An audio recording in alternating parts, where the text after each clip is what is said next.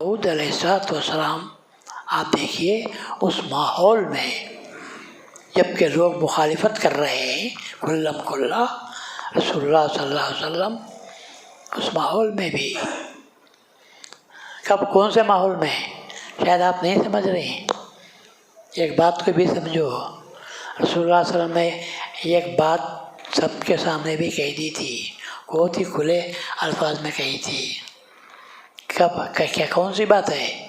ایمان ہی کی بات ہے۔ کون سے ایمان؟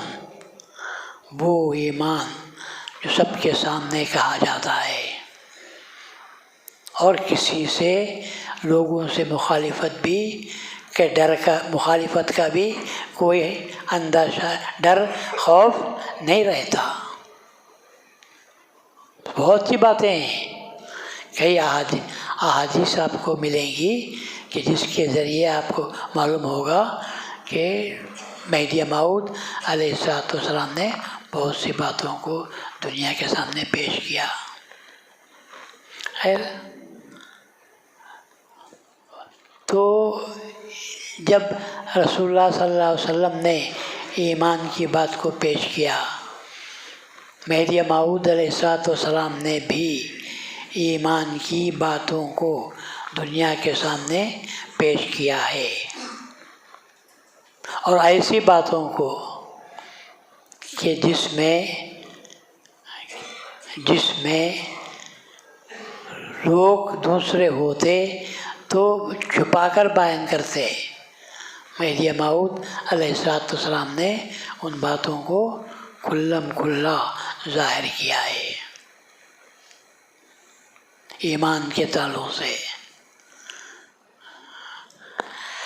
خیر، بہت سی حقیقتیں ہیں اور سچی باتیں ہیں، بہت ہی سچی باتیں ہیں۔ کئی لوگوں کے تعلق سے جن لوگوں نے ایمان کو چھپایا، اس کو ظاہر نہیں کیا، لیکن مہدی موعود علیہ السلام نے ان باتوں کو لوگوں کے سامنے ظاہر کر دیا، چھپایا نہیں، کھلم کھلا ظاہر کیا ہے۔ تو امامنا مہدی موعود علیہ السلام نے جن باتوں کو ظاہر کیا، ان ظاہر کردہ باتوں کو ظاہر کرنے والی ہستی کا نام بندگی میاں سید خود میر صدیق ولایت، معمولی بات نہیں ہے۔ صدیق ولایت کا خطاب بھی معمولی بات نہیں، کیونکہ صدیق ہی وہ ہستی تھی جس نے سب کے سامنے اعلان کیا، سب کے سامنے جس نے اعلان کیا، اس کا نام ہی کیا رکھا؟ صدیق نبوت نام رکھا گیا تھا۔ علل اعلان، کسی کا ڈر اور کسی کا خوف نہیں تھا، اسی کو صدیق نبوت کے نام سے یاد کرتے ہیں، اور آپ نے پیش کیا تھا۔ اور مہدی موعود علیہ السلام کے زمانے میں جس نے مہدی موعود علیہ السلام کی ولایت کو جو ظاہر کیا، اس ہستی کا نام صدیق ولایت رکھا گیا ہے۔ یہ معمولی بات نہیں۔ یہ لوگ تو نبوت اور ولایت کے بارے میں آج بھی آپ باہر جا کر بات کرو، یہ نبوت ہے، یہ ولایت ہے، تو کوئی آپ کو جانے نہیں دے گا۔ کیا ہے نبوت، کیا ہے ولایت، کیا معنی ولایت کے، یہ آپ کو پوچھیں گے، مگر آپ کیا جواب دیں گے؟ آپ کیا جواب دیں گے؟ تو نبوت یہ ہے، نبوت تو آپ جانتے ہیں، آپ مانتے ہیں، ولایت کیا ہے؟ اور ولایت کے بارے میں آپ سے سوال کریں گے تو آپ جواب نہیں دے سکیں گے۔ اس لیے میں یہ چاہتا ہوں کہ آپ کوشش کرو نبوت کو جاننے کی، اس کے بعد ولایت کو جاننے کی بھی آپ کو کوشش کرنی چاہیے۔ یہ معمولی بات نہیں ہے. نبوت کو بھی سیکھو اور ولایت کو بھی سیکھو. بہت ہی آسان ہے، آسان ہے. اس لیے کہ پڑھ لینا آسان ہے، آپ سمجھتے ہیں. میں چاہتا ہوں جو پڑھتے ہیں اس کو سمجھو، یہ بہت ہی آپ کو آسان ہو جائے گا.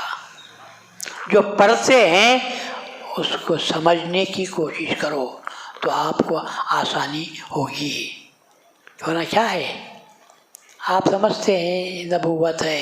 میں کہتا ہوں خالی نبوت کو جاننے سے آپ کو ایمان نہیں ملتا. فقط نبوت کو جان لینے سے آپ کو ایمان نہیں ملتا.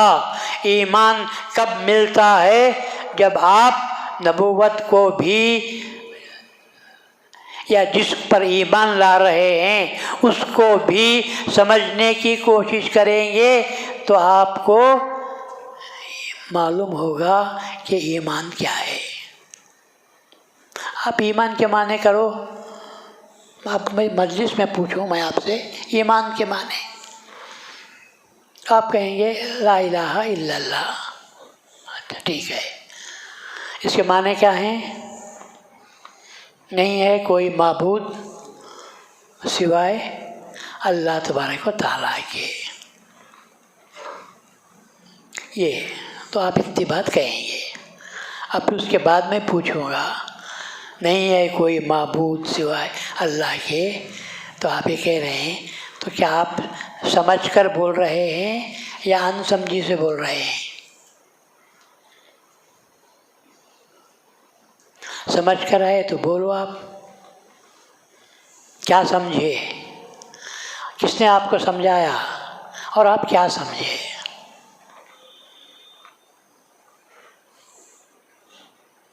جب سمجھے نہیں تو پھر ایمان بھی نہیں آتا. ایمان کے معنی کیا ہے؟ آپ اسلام کے معنی تو جانتے ہیں، ایمان کیا ہے؟ میں آپ کو پہلے ہی بولا، رسول اللہ صلی اللہ علیہ وسلم نے آپ کو 3 باتیں سمجھائی تھیں، ایک اسلام، ایک ایمان، ایک احسان.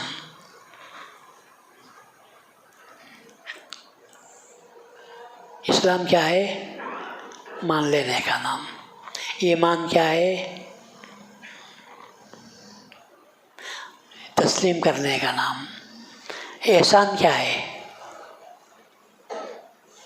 احسان کسے کہتے ہیں؟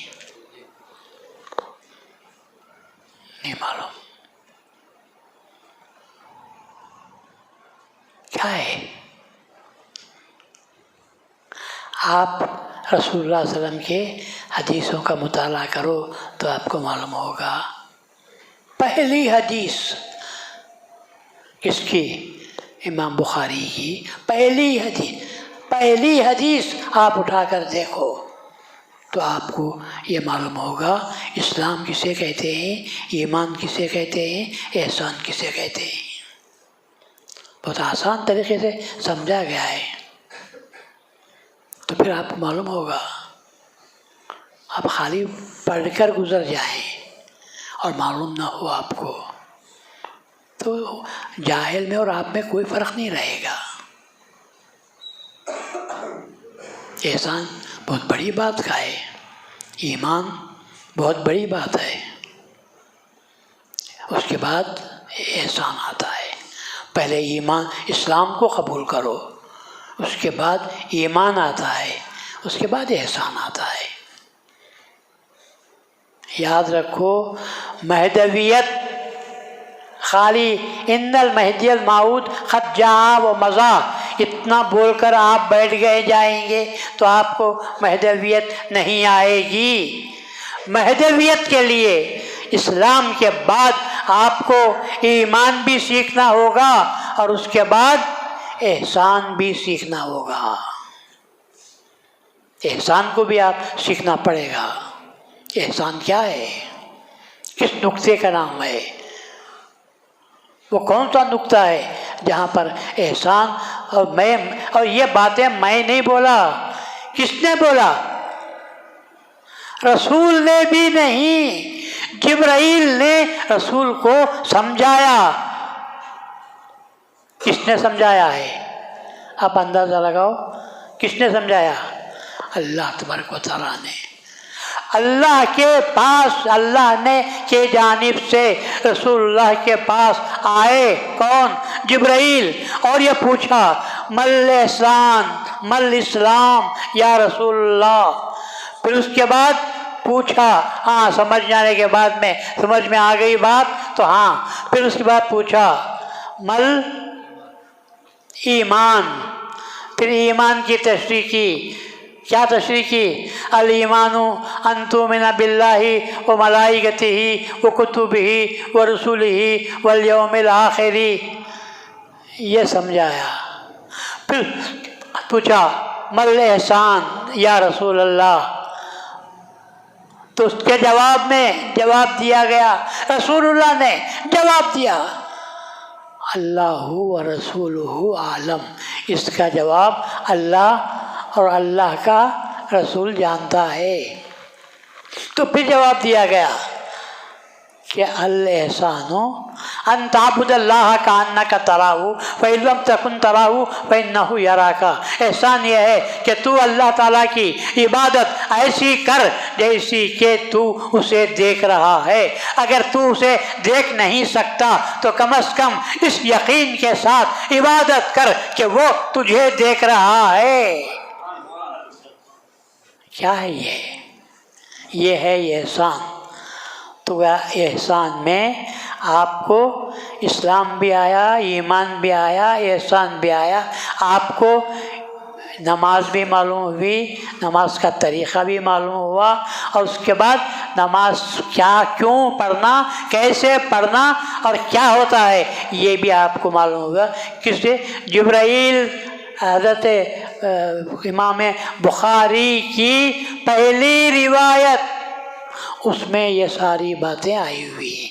کبھی آپ نے سوچا، جاننے کی کوشش کی؟ پہلے پوچھو یہ ساری باتیں تو پھر آپ کو معلوم ہوگا. تو میں یہ سمجھا رہا تھا. کیا سمجھاتا تھا میں کہاں سمجھاتا تھا؟ اندر بہت دور سے لے گیا ہوں. کیا سمجھاتا تھا؟ بولو.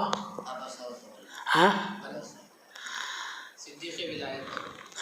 صدیق ولایت.